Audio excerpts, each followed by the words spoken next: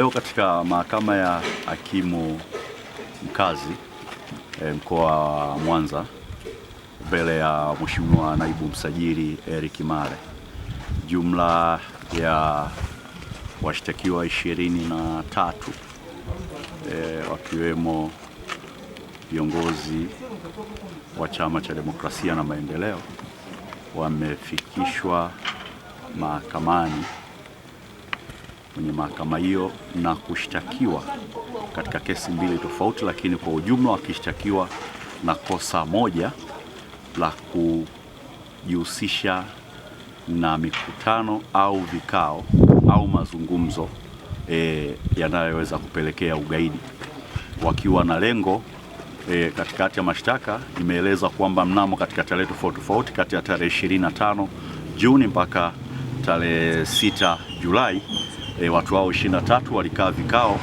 vya kupanga kufanya vitendo vya kigaidi, ikiwemo kuchoma majengo ya serikali pamoja na binafsi au kuvilipua.